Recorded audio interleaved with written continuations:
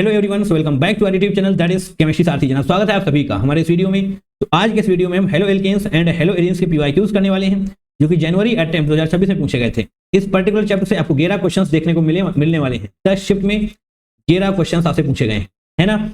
GOC already complete हो चुकी है, हाइड्रोकार्बन्स ऑलरेडी कंप्लीट हो चुका है, फिजिकल एंड इनऑर्गेनिक तो पहले से ही कंप्लीटेड है। ठीक है, तो आज हम halo alkanes and halo arenes को कंप्लीट कर रहे होंगे। देखिए, क्वेश्चन पीडीएफ के लिए आपको हमारे टेलीग्राम चैनल को ज्वाइन करना पड़ेगा, वहां पर आपको क्वेश्चन पीडीएफ शेयर कर दी जाती है। ठीक है, तो पहले क्वेश्चन पीडीएफ से सारे क्वेश्चन सॉल्व करेंगे, उसके बाद आकर के हमारे इस वीडियो सॉल्यूशन को देख सकते हैं, है ना। चलिए अभी इस वीडियो को शुरू करेंगे। Question number 1, the correct order of rate of reaction for the following reaction with respect to nucleophiles. Nucleophiles के ऑर्डर में आपको अरेंज करना है। तो पहले तो आप ये समझें जनाब, ये SN2 रिएक्शन है, ठीक है। और आप सभी को पता होना चाहिए अटैकिंग स्पीसीज की न्यूक्लियोफिलिसिटी किस पर डिपेंड करती है। देखिए, न्यूक्लियोफिलिसिटी आपकी inverse of stability of negative charge होती है। इनवर्स होता है nucleophilicity is inversely proportional to stability of negative charge. आपको ये बात याद रखनी है, ठीक है। स्टेबिलिटी ऑफ नेगेटिव चार्ज अगर कम होगा तो न्यूक्लियोफिलिसिटी ज्यादा हो रही होगी, दैट मीन्स उसका ऑर्डर सबसे आगे आने वाला है, ठीक है। PHO negative, OH negative, CH3CO negative. अच्छा, तो यहाँ पर देखिए सबसे ज्यादा न्यूक्लियोफिलिसिटी इसकी होने वाली है OH नेगेटिव की। क्यों? क्योंकि यहाँ पर स्टेबिलिटी ऑफ नेगेटिव सबसे कम होने वाला है ना, क्योंकि ये बहुत ज्यादा ऑक्सीजन छोटा सा है ना, ऑक्सीजन छोटा सा है एंड उस पर पूरी तरीके से नेगेटिव है, दैट मीन्स हाईली लोकलाइज्ड आप लिख सकते हैं। शब्दों में लिखें तो आप इसको हाईली लोकलाइज्ड लिख सकते हैं, highly localized on small oxygen atom, on small oxygen atom. इस वजह से इसकी न्यूक्लियोफिलिसिटी, इसकी स्टेबिलिटी कम हो रही होगी, दैट मीन्स न्यूक्लियोफिलिसिटी बढ़ रही होगी। बोलो हाँ या ना। अच्छा, तो इतने सही आपका आंसर आ जाएगा, बट चलिए आगे और समझते हैं। PHO negative, CH3CO negative. देखिए, जब आप PHO नेगेटिव बनाने वाले तो आपका फिनाइल होने वाला है, दैट मीन्स इस प्रकार से ऐसे बेंजीन हो जाएगा एंड इससे ही आप O नेगेटिव जोड़ रहे होंगे एंड ये O नेगेटिव रेजोनेंस में है। O नेगेटिव, ये जो नेगेटिव चार्ज है, O नेगेटिव नहीं नेगेटिव, ये नेगेटिव चार्ज रेजोनेंस में है, यानी कि स्टेबिलिटी ऑफ नेगेटिव चार्ज थोड़ी सी बढ़ रही है। स्टेबिलिटी ऑफ नेगेटिव चार्ज बढ़ेगी, न्यूक्लियोफिलिसिटी कम होने वाली है, ठीक है। यहाँ पर एक ही ऑक्सीजन पर ये रेजोनेंस में है। अब बात करते हैं CH3COO नेगेटिव की। CH3COO नेगेटिव, इसको ओपन करके लिखेंगे, इसको ओपन करके लिखेंगे ऐसे। यहां पर आप देखेंगे ये जो नेगेटिव चार्ज है वो 2 ऑक्सीजन पर है, 2 ऑक्सीजन पर, यानी कि इसकी स्टेबिलिटी और ज्यादा हो जाएगी। यहां पर अगर हम स्टेबिलिटी लिख दें, स्टेबिलिटी का ऑर्डर लिख दें, तो ये ऐसे होने वाला है। और ClO4 नेगेटिव, यहां पर जो जनाब 4 ऑक्सीजन है, आपके पास 4 ऑक्सीजन है, तो ClO4 नेगेटिव की स्टेबिलिटी और ज्यादा हो जाएगी, यानी कि नेगेटिव चार्ज की स्टेबिलिटी बढ़ रही है। इस प्रकार से नेगेटिव चार्ज की स्टेबिलिटी बढ़ रही होगी, दैट मीन्स न्यूक्लियोफिलिसिटी का ऑर्डर कम हो रहा होगा। PHO नेगेटिव होना चाहिए, उसके बाद CH3CO नेगेटिव होना चाहिए, लास्ट में ये होना चाहिए ऑप्शन नंबर 3 आपका बिल्कुल सही हो जाएगा, है ना। एट द एंड आपको क्या पता होना चाहिए था? एट द एंड आपको ये पता होना चाहिए था nucleophilicity is inversely proportional to stability of negative charge. Negative charge की स्टेबिलिटी आप आसानी से निकाल सकते हैं। OH में नेगेटिव चार्ज की स्टेबिलिटी बहुत कम होने वाली है, क्योंकि बहुत ही छोटे ऑक्सीजन एटम पर ये पूरा लोकलाइज होगा एंड यहाँ पर ये थोड़ा सा रेजोनेंस में होगा, बट एक ही ऑक्सीजन है तो यहाँ पर 2 ऑक्सीजन है, और भी स्टेबिलिटी बढ़ रही होगी एंड यहाँ पर स्टेबिलिटी काफी ज्यादा बढ़ जाने वाली है। क्यों? क्योंकि यहाँ पर 4 ऑक्सीजन आपके पास हैं एंड इसको हम क्या बोल रहे होते हैं? पर क्लोरेट, क्योंकि आपके पास एक ही क्लोरीन है ना, तो पर क्लोरेट आयन इसको हम बोल रहे होते हैं, ठीक है। एक्सटेंसिवली डीलोकलाइज्ड आप यहाँ पर लिख सकते हैं, क्योंकि काफी ज्यादा डीलोकलाइजेशन है। एक्सटेंसिवली डीलोकलाइज्ड आप लिख सकते हैं। बोलो हाँ या ना, कोई समस्या? एंड आई डोंट थिंक अब यहाँ पर आपको कोई समस्या होगी। ये बहुत ज्यादा स्टेबल है, दैट मींस न्यूक्लियोफिलिसिटी का ऑर्डर कम हो रहा होगा। Now question number 2, the correct order of reactivity of the following benzyl halides toward reaction with KCN। KCN क्या है? K plus CN negative. तो आपका CN नेगेटिव अटैक कर रहा होगा। CN नेगेटिव कहां पर अटैक करेगा? जहां पर पॉजिटिव कैरेक्टर ज्यादा होने वाला है। तो आपको electron withdrawing, electron donating groups के बारे में जानकारी होनी चाहिए एंड ये SN2 रिएक्शन के मैकेनिज्म को फॉलो कर रहा होगा। SN2 मैकेनिज्म को फॉलो किया जा रहा होगा इस रिएक्शन के द्वारा, ठीक। Benzyl halides, okay. तो जनाब देखेंगे बहुत ध्यान से। OH क्या है? OH है इलेक्ट्रॉन डोनेटिंग ग्रुप, इलेक्ट्रॉन को डोनेट कर रहा होगा। NH2 बहुत ही बढ़िया वाला इलेक्ट्रॉन डोनेटिंग ग्रुप है, यानी कि और भी ताकत के साथ इलेक्ट्रॉन को डोनेट कर रहा होगा, ठीक। NO2 इलेक्ट्रॉन विड्रॉइंग ग्रुप है, यानी कि इलेक्ट्रॉन्स को बाहर खींच रहा होगा एंड ये NO2 भी विड्रॉइंग ग्रुप ही है, यहां पर भी इलेक्ट्रॉन्स को बाहर खींच जा रहा होगा। तो इन दोनों में फर्क क्या रहेगा? C एंड D में फर्क क्या होगा? NO2 क्या है? NO2 minus I and minus M effect show करने वाला है। दैट मीन्स जो आपने पहला पोजीशन पर लगाया है ना NO2, वो ज्यादा पावरफुल होगा, वो ज्यादा बेहतरीन तरीके से इलेक्ट्रॉन्स को खींच रहा होगा इसके कंपैरिजन में, ठीक। हालांकि इलेक्ट्रॉन तो NO2 भी खींच रहा है, बट ये दोनों तो इलेक्ट्रॉन देने में लगे हुए हैं, इलेक्ट्रॉन को देने में लगे हुए हैं। इसका मतलब यहां पर प्लस m इफेक्ट शो किया जा रहा होगा दोनों में ही, है ना। यहां पर भी प्लस m इफेक्ट, यहां पर भी प्लस m इफेक्ट, हालांकि NH2 ज्यादा डोमिनेट कर रहा होगा, ठीक है। अब इसका समझते हैं, इसके केस में क्या होने वाला है। देखिए, जहां पर भी ट्रांजिशन स्टेट में पॉजिटिव चार्ज डेवलप हो रहा होगा, उसकी स्टेबिलिटी से ही आप इस रिएक्शन को समझ पा रहे होंगे। That means stability of the developing positive charge in the transition state, stability of the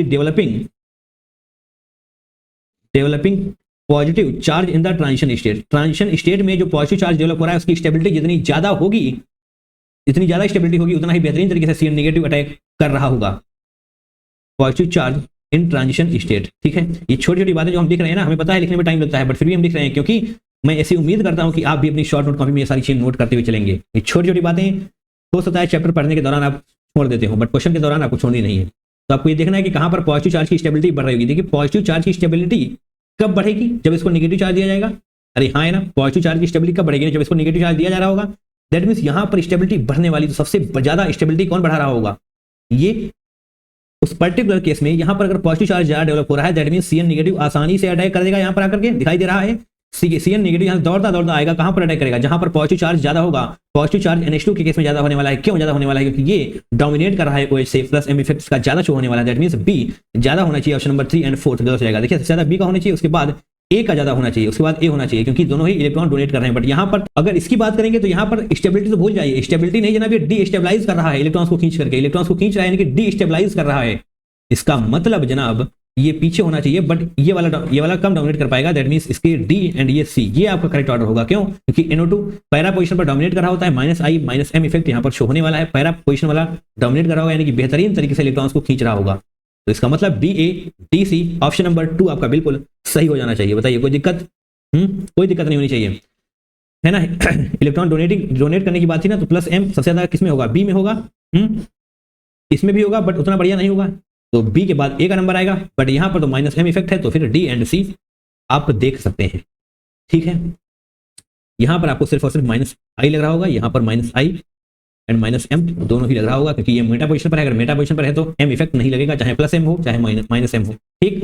तो -I -M यहाँ पर डोमिनेट कर रहा होगा, इसकी वजह से ये पीछे आ जाएगा। बताइए, कोई और एक्सप्लेनेशन देने की जरूरत है क्या इसमें? आई डोंट थिंक अब ज्यादा एक्सप्लेन करने की जरूरत है। Question number 3, consider all the structural isomers with the molecular formula C5H11Br are separately treated with KOH aqueous to give respective substitution products without any rearrangement. The number of products which can exhibit optical isomerism. अच्छा, optical isomerism के लिए क्या होना चाहिए, optical isomerism के लिए chiral centre होना चाहिए, तभी ऑप्टिकल आइसोमेरिज्म आपको शो किया जा रहा होगा। कायरल सेंटर यानी कि ऐसा कार्बन जिससे चारों ग्रुप डिफरेंट हो, या फिर आप बोल सकते हैं एसिमेट्रिकल कार्बन। एसिमेट्रिकल कार्बन भी आप इसको बोल सकते हैं। तो सबसे पहले तो आप ये निकालिए, ये तो बात की है, पहले इसको देखते हैं। C5H11Br यानी कि 5 कार्बन आपके पास हैं, 5 कार्बन आपके पास हैं, तो पहला तो सिंपल बना देंगे, कोई समस्या नहीं है। यहाँ पर C ऐसे करिए, 5 कार्बन और लास्ट में ब्रोमीन जोड़ दिए, ये तो बहुत ही आसान हो गया। अब क्या करना है, ब्रोमीन आपने यहाँ पर जोड़ा है पहले कार्बन पर, अब ब्रोमीन दूसरे कार्बन पर जोड़ेंगे। अब ब्रोमीन आपको दूसरे कार्बन पर जोड़ना है, 5 कार्बन ऐसे लगाएंगे, यहाँ पर ब्रोमीन जोड़ रहे होंगे आप, ठीक, अच्छी बात है। तीसरे केस में अब यहाँ से ब्रोमीन उठा करके यहाँ पर लाइए, C ऐसे करेंगे, यहाँ पर ब्रोमीन आ जाएगा। अब अगर आपको ऐसा लग रहा है कि अब ब्रोमीन यहाँ पर आएगा, तो ऐसा नहीं होगा, क्योंकि जब आप ब्रोमीन यहाँ पर लेकर आएंगे तो नंबरिंग यहाँ शुरू हो जाएगी 1 2, तो यही तो बना चुके हैं आप ऑलरेडी। दैट मींस अब यहाँ पर आप सिंपल सी चेन के साथ कुछ भी नहीं कर सकते, अब आपको चेन का तरीका बदलना पड़ेगा। अगर नंबरिंग करना चाहें तो कर सकते हैं, 1 ब्रोमोपेंटेन, 2 ब्रोमोपेंटेन, 3 ब्रोमोपेंटेन, कोई दिक्कत नहीं है। अब इसको थोड़ा सा बदलते हैं, फोर्थ को कैसे करेंगे, ये चेन है ना, तो CH3 ऐसे करते हैं, 2 ब्रोमो, यानी कि यहाँ पर 5 कार्बन की चेन, अब 4 कार्बन की चेन बनाइए, 4 कार्बन की चेन बनाइए, और 5वां जो कार्बन है वो अगर आप यहाँ पर लगा देंगे तब आपका काम बन जाएगा। अब इस पर्टिकुलर केस में आप ब्रोमीन कहाँ पर लगा सकते हैं, यहाँ पर ब्रोमीन लगा सकते हैं तो लगाइए, यहाँ पर ब्रोमीन लगा सकते हैं लगाइए। 5वां केस है, एक बार फिर से आप वही सेम बनाएंगे, 4 कार्बन की चेन और ये किए, अब ब्रोमीन यहाँ के बजाय यहाँ पर लगाइए, अब ब्रोमीन यहाँ पर आप लगा सकते हैं, बोलो हाँ या ना, ठीक है। अब 6 में भी आप आइए, छठा वाला क्या बनेगा, सिमेट्रिकल तरीके से पढ़िए, आप समझ पा रहे होंगे। यहाँ पर कार्बन है, यहाँ पर आपने ब्रोमीन लगा लिया, यहाँ पर लगा लिया, अब यहाँ पर लगाइए, यहाँ पर लगाएंगे, कोई दिक्कत नहीं होगी, ठीक है। आपने यहाँ पर भी लगा लिया ब्रोमीन। 7th अब यहाँ पर लगाने वाले हैं। देखिए, आप नंबरिंग करते हुए चलेंगे, अगर आपको कोई दिक्कत है ना तो नंबरिंग करते हुए चलेंगे। नंबरिंग अगर सेम आ जाएगी तो आप समझ जाएंगे कि आपने गलत कर दिया है, बट नंबरिंग सेम नहीं आनी चाहिए, है ना। ये हो गया 4 कार्बन की चेन कंप्लीट हो गई। अब बात करेंगे हम 3 कार्बन की chain, that means butane butane हो गया। अब प्रोपेन की बात है, प्रोपेन की बात करनी है। तो 3 कार्बन 2 कार्बन होने चाहिए ना, 2 कार्बन अभी और होने चाहिए। तो यहाँ पर नहीं, यहीं पर आपको लगाना होगा, यहाँ पर आपको लगाना होगा। ये अब नियो वाला स्ट्रक्चर बन चुका है ना। 1 ब्रोमो, तो यहाँ पर आप ब्रोमीन लगाइए। जब यहाँ पर ब्रोमीन आप लगा देंगे तो अगर आप 9th वाला बनाने जाएंगे तो आप कहीं पर भी ब्रोमीन लगा नहीं सकते। यहाँ पर ब्रोमीन लगाएंगे वही बनने वाला, यहाँ पर ब्रोमीन लगाएंगे तो फिर से वही बन रहा होगा। ठीक है, नंबरिंग आप करके देखिए, हम आपको करके दिखाते हैं, आपको समस्या ना होनी चाहिए। 1 2 3, इस केस में क्या होगा, 2 डाइमिथाइल एंड ये ब्रोमो, नहीं पहले ब्रोमो, 1 ब्रोमो 2 डाइमिथाइल, ये क्या है, प्रोपेन। तो लिख सकते हैं आप 1 ब्रोमो 2 डाइमिथाइल, एंड ये हमने थोड़ा सा गलत कर दिया, अभी सही करते हैं। 2 डाइमिथाइल, एक सेकेंड, 2 के बीच में कॉमा होगा, 2 के बीच में कॉमा होगा, ऐसे 2 डाइमिथाइल प्रोपेन। ठीक, अब अगर आपको ऐसा लग रहा है कि ये ब्रोमीन यहाँ नहीं यहाँ पर लगा देंगे, चलिए यहाँ पर भी लगा के हम दिखाते हैं। एट द एंड सेम ही आने वाला है, कार्बन कार्बन कार्बन ऐसे, और ये कार्बन आपने ऐसे लगाया, ये ऐसे लगाया। अब आप ब्रोमीन को यहाँ पर लगा दिए, ठीक है, लगा दिए, कोई दिक्कत नहीं है। अब जैसे आप ब्रोमीन को यहाँ पर लगाएंगे तो नंबरिंग कहाँ शुरू हो जाएगी, यहाँ शुरू हो जाएगी 1 2 3। फिर से देखिए 1 ब्रोमो 2 डाइमिथाइल प्रोपेन ही आ रहा है। ठीक है, दैट मीन्स 8 स्ट्रक्चर आपके होने वाले हैं, 8 स्ट्रक्चर आपके होने वाले हैं। नंबरिंग करने की जरूरत आपको है तो कर लेंगे, कोई जरूरत नहीं है फिलहाल मेरे लिए, है ना। अब इसकी रिएक्शन आप करवाने वाले हैं एक्वस केओएच के साथ। मैंने आपसे कहा ऑप्टिकल आइसोमेरिज्म केवल वही दे रहा होगा जिसके पास कायरल सेंटर होगा। तो आप देखें कायरल सेंटर किस किस के पास है, क्या इसके पास कायरल सेंटर है, नहीं है, क्योंकि यहाँ पर हाइड्रोजन, कायरल सेंटर का मतलब क्या है, चारों ग्रुप डिफरेंट होने चाहिए कार्बन से। तो यहाँ पर आपको देखेंगे तो यहाँ पर हाइड्रोजन, यहाँ पर हाइड्रोजन, तो इसका मतलब ये नहीं है। यहाँ पर कायरल है, कैसे कैसे आप, जैसे आप यहाँ पर हाइड्रोजन को ओपन करेंगे, यहाँ पर हाइड्रोजन, यहाँ पर मिथाइल, यहाँ पर ब्रोमो, एंड यहाँ पर 3 कार्बन की चेन है, तो ये वाला कायरल है, दैट मींस ये ऑप्टिकल आइसोमेरिज्म दे रहा होगा। इसकी बात करते हैं, इथेन यहाँ पर भी है, इथेन यहाँ पर भी है, दैट मींस यहाँ पर भी आपका कायरल कार्बन नहीं होने वाला। हालांकि यहाँ पर हाइड्रोजन होगा, ये अलग, बट ये दोनों सेम हो गए, चारों डिफरेंट होने चाहिए। ठीक, इसकी बात करते हैं, तो यहाँ पर जी हाँ, ये कायरल कार्बन हो जाने वाला है, ये कायरल कार्बन हो जाने वाला है। कायरल कार्बन को ऐसे नोट करेंगे, यहाँ पर C2H5, यहाँ पर CH3, यहाँ पर CH2Br, और इस तरफ हाइड्रोजन, तो ये कायरल कार्बन आपका हो जाने वाला है। ये कायरल कार्बन नहीं होगा क्योंकि CH3 यहाँ पर भी है, CH3 यहाँ पर भी है, तो ये कायरल कार्बन नहीं, ये हो जाएगा। 4th 5th हो गया, 6 7 पर आइए। इसको थोड़ा सा हम कैसे अलग कर लें, पहली बात तो थोड़ी सी कंफ्यूजन सी होने लगती है ना।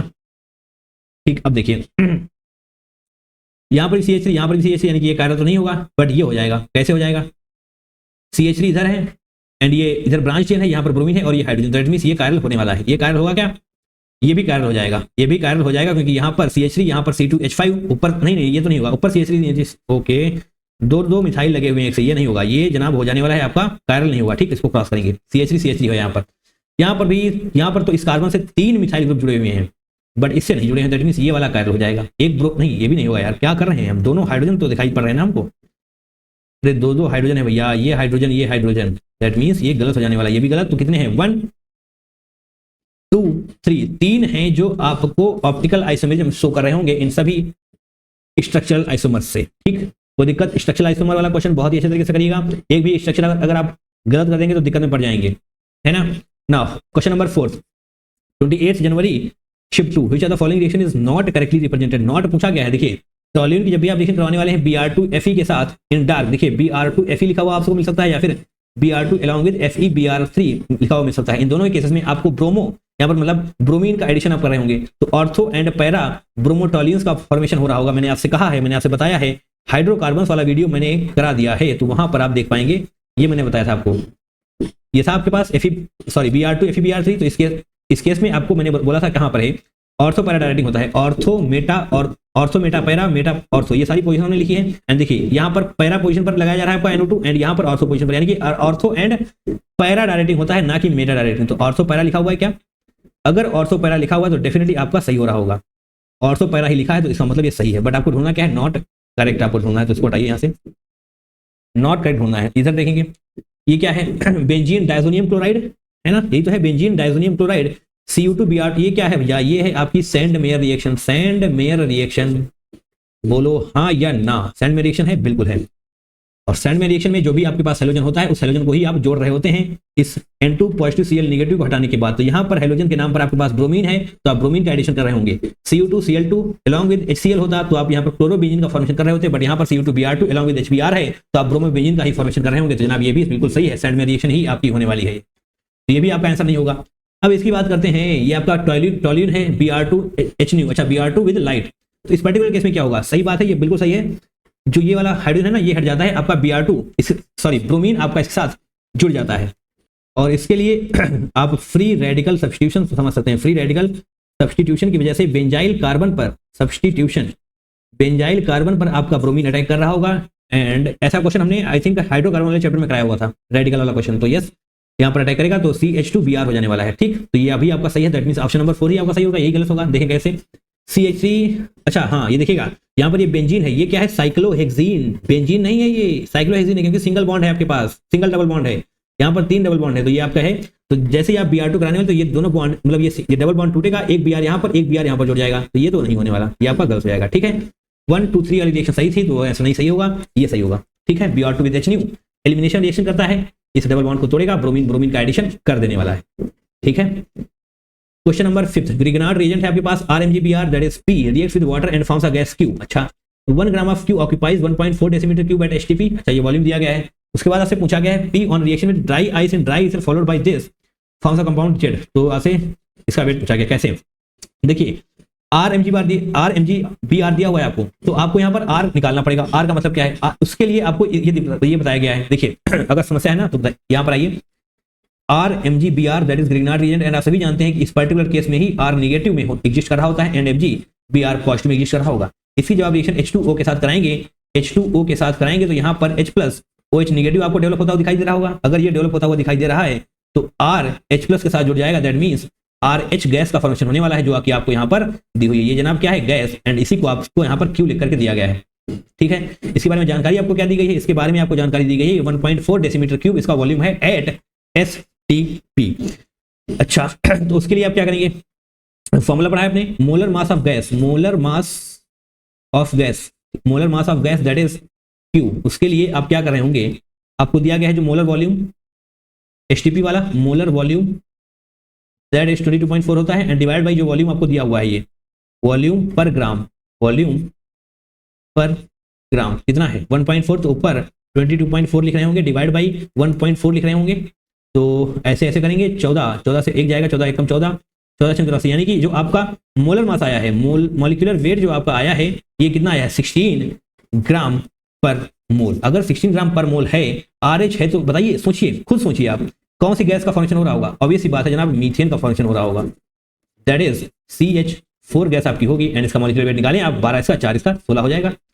तो जो R लिखा हुआ है ना वो CH3 है, CH3MgBr, क्लियर है बात। तो RMgBr जो आपको यहाँ पर लिखा हुआ दिखाई दे रहा था, RMgBr वो जनाब कुछ और नहीं CH3MgBr ही है। ठीक है, अब इसकी रिएक्शन आप करवाने वाले हैं किसके साथ, CH3MgBr, एंड यहाँ पर भी पॉजिटिव एंड नेगेटिव कर लेंगे।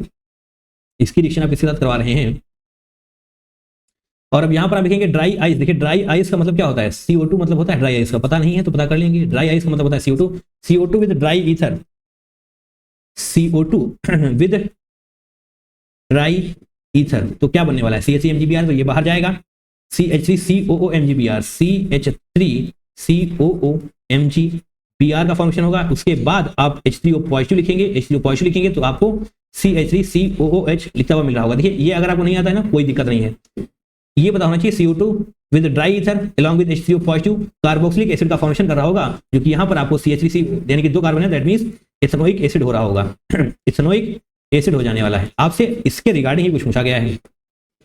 यस, कंपाउंड Z बनेगा 0.1 mole of Z will weight. अच्छा, तो इसका वेट पूछा गया है 0.1 मोल का, है ना। तो सबसे पहले तो आप इसका वो निकालें मॉलिक्यूलर वेट, तो मॉलिक्यूलर वेट कितना हो जाएगा, CH3COOH आपको याद ही होगा, याद नहीं है तो कैलकुलेट, देखिए वैसे तो 60 होता है बट कल कर लेंगे। कार्बन 2 कार्बन है, इनकी 12 दूनी 24 हो जाएगा, 4 हाइड्रोजन है 4 हो जाएगा, 2 ऑक्सीजन है, दैट मीन्स 16 दूनी 32 हो जाएगा, 32 4 36 4 है ना 60 हो जाएगा, यस 60।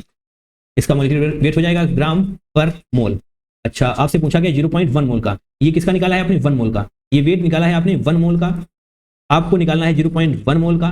तो बताइए आप 6 लिख सकते हैं क्या, अरे 10 से डिवाइड यहाँ पर करेंगे, 10 से डिवाइड यहाँ पर करेंगे, तो 6 ग्राम पर मोल आपका सही आंसर हो रहा होगा। तो क्या आप यहाँ पर 6 लिख सकते हैं, बताइए। चलिए यहाँ पर थोड़ा सा एक बार फिर से एक्सप्लेन करते हैं। आपके पास है Grignard reagent that is RMgBr, उसको P से रिप्रेजेंट किया गया है, उसकी रिएक्शन आप करवा रहे हैं वाटर के साथ, तो आपको एक गैस मिलती है Q। ठीक, वन, और उसके बारे में जानकारी दी गई है कि 1 gram cube 1.4 decimetre cube at HTP occupy कर रहा होता है। तो RMgBr में आपको पता है ग्रीनहाउस रीजन में सिर्फ और सिर्फ यही कंडीशन में एल्काइल आपका निगेटिव में एग्जिस्ट कर रहा होता है, R negative, H plus OH negative H2O से, तो ये रिएक्शन करेगा, RH गैस का फॉर्मेशन कर रहा होगा, जिसको यहाँ पर क्यों बोला गया है। RH गैस क्या है, R का मतलब यहाँ पर क्या है, उसके लिए ही आपको यहाँ पर दिया हुआ है वॉल्यूम। तो मोलर मास ऑफ गैस के लिए molar volume at HTP that is 22.4 divide by volume पर ग्राम दैट इज 1.4, जो कि आपको यहाँ पर दिया हुआ है। ठीक है, इसको सॉल्व करेंगे तो मॉलिक्यूलर वेट 16 आने वाला है। तो बताइए एल्काइल में 16 मॉलिक्यूलर वेट इसका होगा, CH4 का होगा। दैट मीन्स R की जगह पर यहाँ पर आप मिथाइल ऐड कर रहे होंगे, दैट इज CHCmgBr। इसकी जब रिएक्शन करने वाले हैं CO2 with dry ether along with H3O positive, तो आपको क्या मिल रहा होता है, कार्बोक्सिलिक एसिड, बट यहाँ पर 2 carbon, that means ethanoic acid का फॉर्मेशन हो रहा होगा। अरे सेम ही तो है, मॉलिक्यूलर वेट निकालेंगे आप 1 मोल का निकाल लेंगे तो 0.1 मोल का आप आसानी से निकाल पा रहे होंगे। ठीक है, क्वेश्चन बढ़िया है, प्रैक्टिस करें इसकी।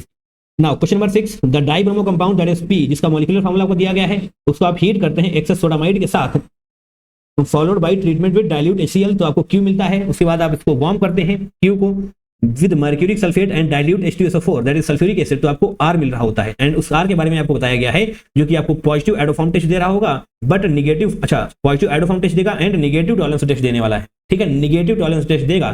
तो आपसे पूछा गया है कंपाउंड P। देखिए क्वेश्चन आसान है, अगर आपने PYQs की प्रैक्टिस करी हो तो ये क्वेश्चन आसान है, नहीं करी तो समस्या हो जाएगी। एक्सेस सोडामाइड ये क्या है, पहली बार सुना है क्या इसके बारे में, बताइए। एक्सेस सोडामाइड का मतलब कुछ और नहीं जनाब, NaNH2 ही है, NaNH2 है and mercuric sulphate dilute H2SO4 के साथ, डाइल्यूट H2SO4 को आप एक साथ देख रहे होते हैं, H2SO4 एंड Hg2+। ये रिपीटेबल है, कैसे हम आपको दिखाते हैं। हाइड्रोकार्बन वाला वीडियो हमने करा दिया है, कहाँ गया वीडियो, ये रहे। देखिए यहाँ पर एक्सेस ऑफ NaNH2 के बारे में पूछा गया था, क्या करेगा, ये एल्काइन बना देने वाला है। डाइल्यूट H2SO4 विद Hg2+ क्या करेगा, अगर आपके रिएक्टेंट में इथाइन है तो एल्डिहाइड बनाएगा, अगर आपके रिएक्टेंट में इथाइन के अलावा कुछ और है तो आपको कीटोन बन रहा होगा। बोलो हाँ या ना, रिपीटेबल है, यस। इसलिए मैं आपसे बार बार कहता हूं कि PYQs की प्रैक्टिस करते रहिए, आप डेफिनेटली बेहतर हो रहे होंगे, क्योंकि कॉन्सेप्ट वहीं से रिपीट होने वाले हैं।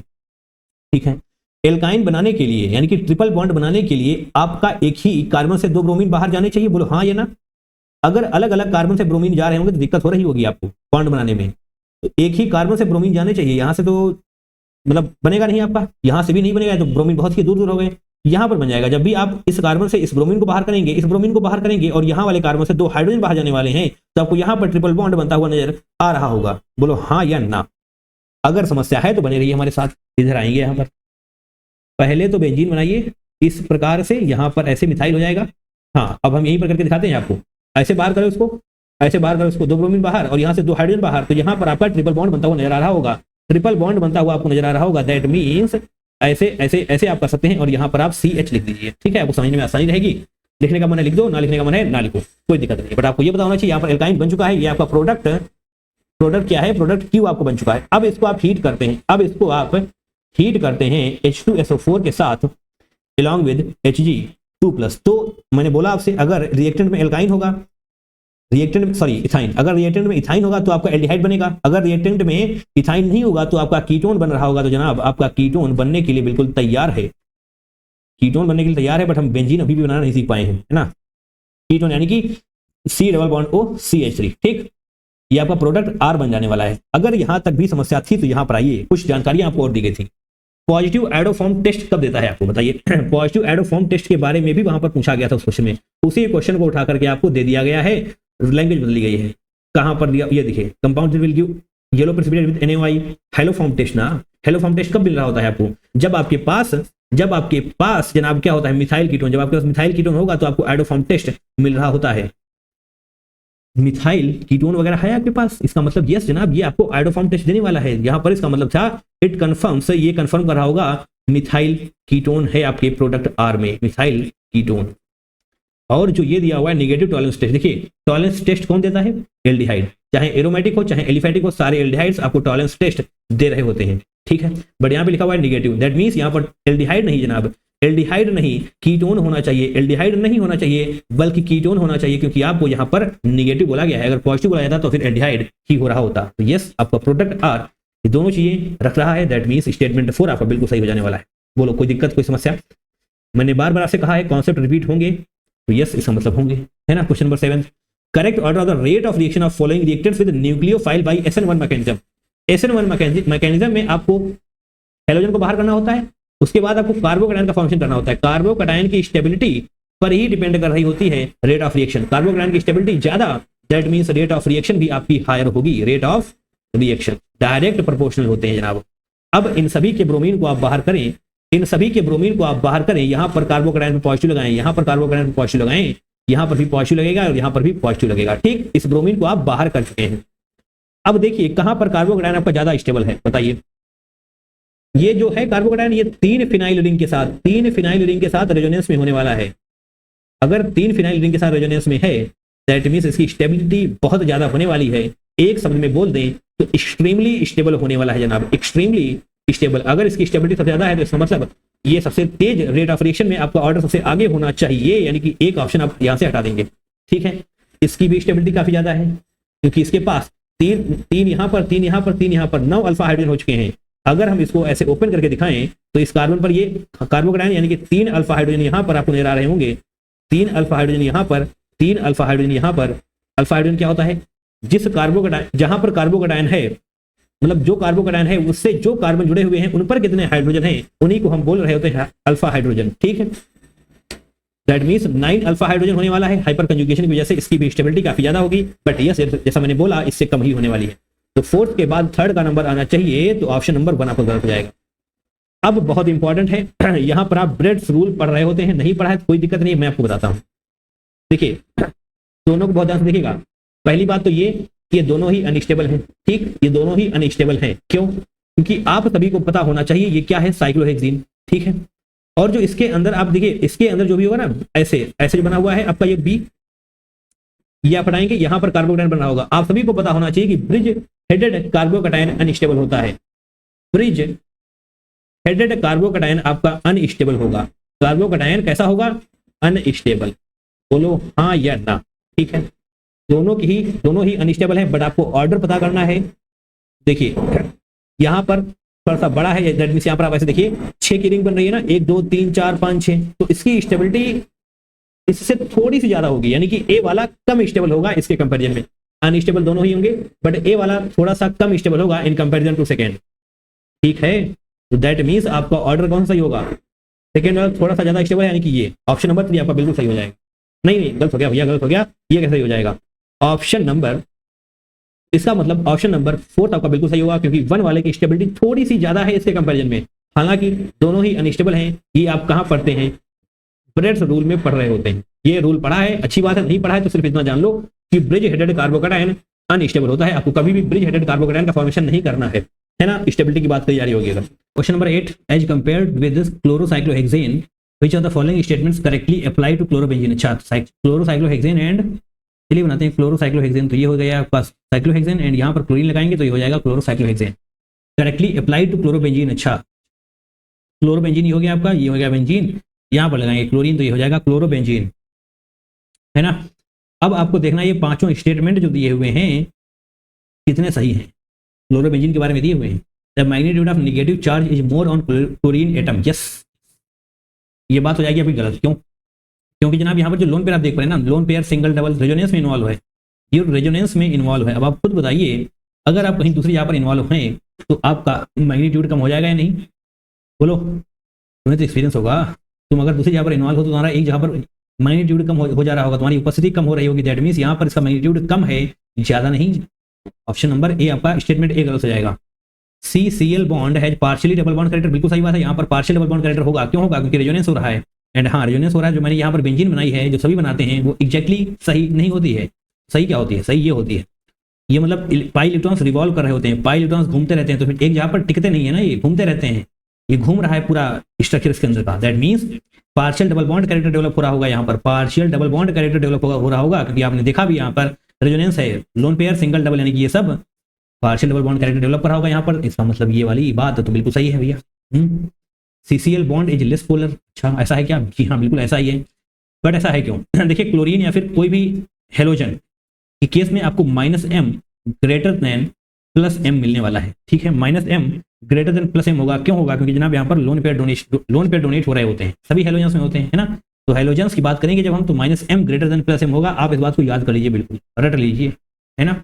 लोन पेयर की वजह से ये सब हो रहा है। दैट मीन्स आप ध्यान दीजिएगा, बॉन्ड अभी भी पोलर है, बॉन्ड यहाँ पर भी पोलर है, यहाँ पर भी पोलर है, बट यहाँ का बॉन्ड, यहाँ के बॉन्ड की पोलैरिटी थोड़ी सी कम हो जाने वाली है एज कंपेयर टू दिस क्लोरोसाइक्लोहेक्सेन। तो यस, ये वाली बात भी बिल्कुल सही है, लेस पोलर लिखा हुआ है ना।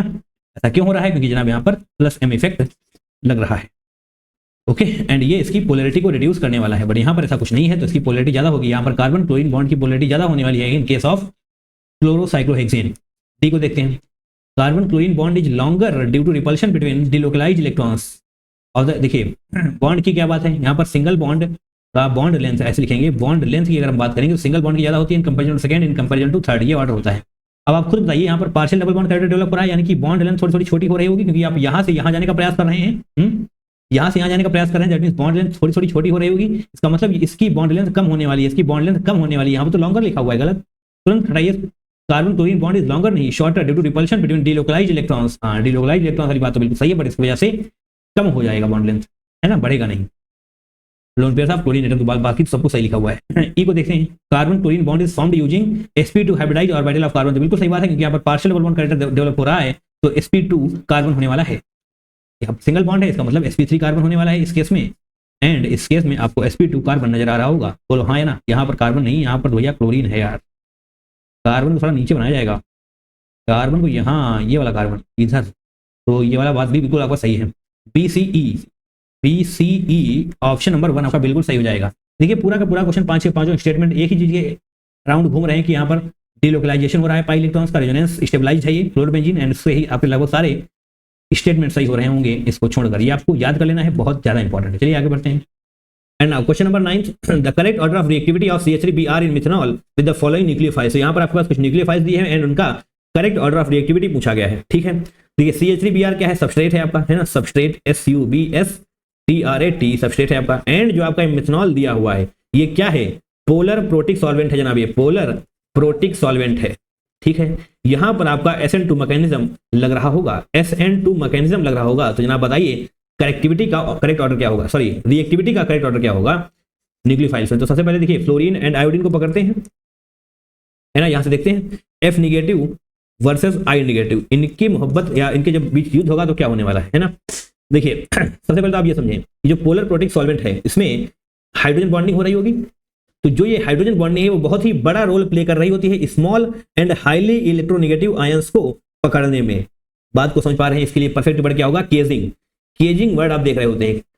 Hydrogen bonding plays a massive role, plays a massive role, है ना, यहां पर लिखेंगे हम in caging small and highly negative, highly negative नहीं इलेक्ट्रोनेगेटिव, हाईली इलेक्ट्रोनेगेटिव आयंस, ठीक है। अगर ऐसा किया जा रहा होगा, हाइड्रोजन बॉन्डिंग है तो बहुत बड़ा रोल प्ले करने वाली है small and highly electronegative ions को पकड़ने के लिए। That means reducing it's nucleophilicity character इसका, यानी कि न्यूक्लियोफिलिसिटी जो है उसको रिड्यूस कर देने वाली है, रिड्यूसिंग द न्यूक्लियोफिलिसिटी, ठीक है। आप लिख सकते हैं इसको, लिखने में थोड़ा सा टाइम लग जाता है यार, इसलिए लिखना हम अवॉइड कर रहे होते हैं, बट खास बातें तो लिखनी पड़ेंगी ना, ठीक है। यहां पर आप लिख लेंगे। और आइए इधर आइए, अब देखिए यहां पर F negative and I negative में क्या होने वाला है। फ्लोरीन बहुत छोटा है, सभी जानते हैं, फ्लोरीन, क्लोरीन, ब्रोमीन, आयोडीन, ऐसे आप नीचे आते हैं एंड ऊपर से नीचे आते हुए आयंस का साइज बढ़ रहा होता है, एटॉमिक रेडियस बढ़ रहा होता है। दैट मींस फ्लोरीन बहुत ही ज्यादा छोटा है इन कंपैरिजन टू आयोडीन, क्योंकि आयोडीन काफी नीचे एग्जिस्ट कर रहा होता है। तो अगर फ्लोरीन बहुत छोटा है, अगर फ्लोरीन बहुत छोटा है, तो मैंने आपको यहां पर क्या बताया, हाइड्रोजन बॉन्डिंग है, जो छोटा होगा जिसका इलेक्ट्रोनेगेटिविटी ज्यादा होगी। आप सभी जानते हैं कि fluorine is the most electronegative element of our periodic table, सभी जानते हैं ना, यस। तो इसका मतलब इसका न्यूक्लियोफिलिसिटी सबसे कम होने वाली है, इसकी न्यूक्लियोफिलिसिटी काफी कम हो जाएगी। F निगेटिव के केस में यहां पर न्यूक्लियोफिलिसिटी का ऑर्डर आप लिख रहे हैं, न्यूक्लियोफिलिसिटी का ऑर्डर आप लिख रहे हैं, तो इट मींस F निगेटिव की न्यूक्लियोफिलिसिटी काफी कम होने वाली है in comparison to I negative, क्योंकि आप सभी जानते हैं कि F निगेटिव बहुत छोटा है एंड बहुत ज्यादा इलेक्ट्रोनेगेटिव कैरेक्टर रख रहा होता है, ठीक, सही है। अब बात करते हैं इसकी C2H5O negative and C6H5O negative, ठीक है। C2H5 यानी कि इथॉक्साइड आयन एंड ये फिनॉक्साइड आयन, फिनाइल है ना यहाँ पर, तो C2H5O negative versus C6H5O negative. बाद में इन दोनों में भी हम आपको समझा देंगे, ठीक है।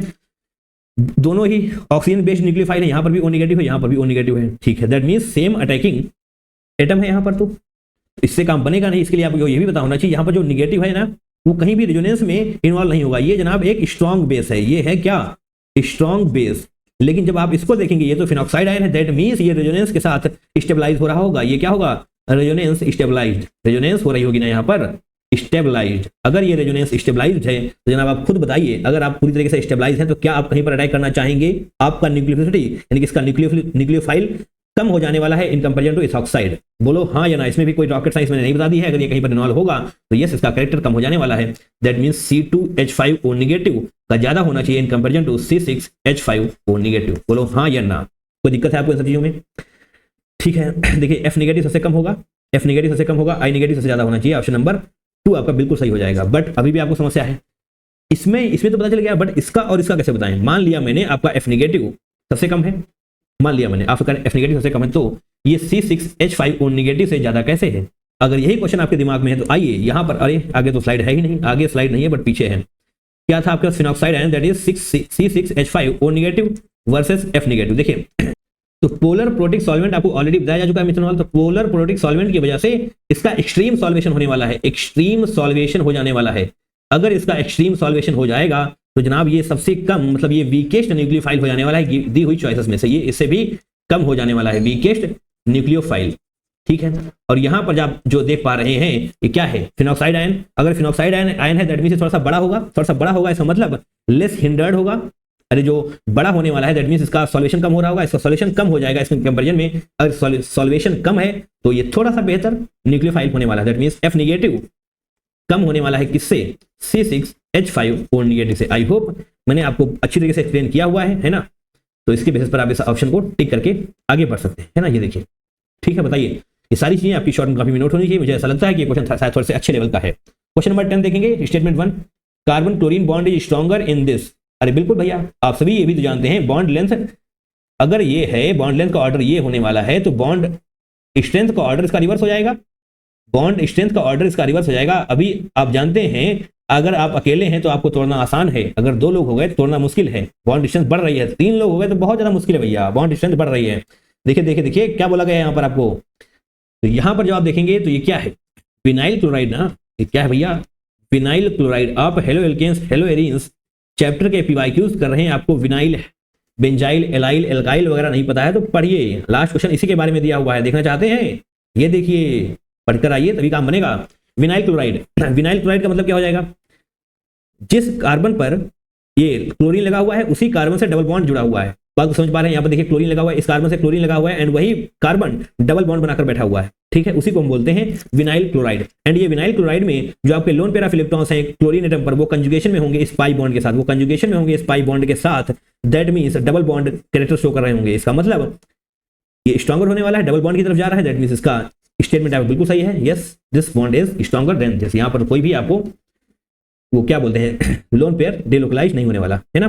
पार्शियल डबल बॉन्ड कैरेक्टर यहाँ पर डेवलप हो रहा है जिसकी वजह से, अरे भैया समझ पा रहे ना, पाई बॉन्ड के साथ ये हो जाएगा तो यहाँ पर भी partial double bond character develop हो रहा होगा। इसका बॉन्ड इससे स्ट्रॉन्गर होगा। ठीक है, स्टेटमेंट 1 तो बहुत कठिन नहीं बोलेंगे, बट हाँ स्टेटमेंट 2 बहुत ही अच्छा है। The given optically active molecule, ये क्या है? जो आपको ऑप्टिकली एक्टिव मॉलिक्यूल दिया गया है on hydrolysis gives a solution that can rotate the plane polarised light. अच्छा, इतना आसान है क्या? देखिए नेक्स्ट स्लाइड पे चलते हैं। क्या है? Chlorine, ethyl, MePH। अच्छा जी, आइए जनाब यहाँ पर आइए। क्लोरीन और यहाँ पर आपके पास ET है, above the plane, below the plane बाद में देख लीजिएगा। मैं जो बताने वाला हूँ यहाँ पर ध्यान दीजिए। यहाँ पर क्या आपके पास? फिनाइल था आई थिंक, है ना? यस, फिनाइल है आपके पास, फिनाइल है आपके पास चारों ग्रुप डिफरेंट है। जब आप इसका हाइड्रोलिसिस करने वाले हैं, जब आप इसका हाइड्रोलिसिस करने वाले हैं, दिया गया है ना, दैट मीन्स आपको OH निगेटिव मिल रहा होगा। अब आप खुद बताएं, क्लोरीन बाहर जाएगा यहाँ से हाइड्रोलिसिस में, क्लोरीन बाहर जाएगा, यहाँ पर पॉजिटिव छोड़ देगा एंड ये OH निगेटिव जो आप यहाँ पर देख पा रहे हैं वो दौड़ता हुआ आएगा यहाँ पर अटैक करेगा। अगर इसने यहाँ पर अटैक कर दिया, जो कि करेगा ही करेगा, तो यहाँ पर आप OH को जोड़ पा रहे होंगे या नहीं? ET हो रहा होगा यहाँ पर, ऊपर PH एज इट इज बन रहा होगा। आप सभी जानते हैं, आप सभी क्या जानते हैं? आप सभी ये जानते हैं, दूसरे पेन से जानेंगे।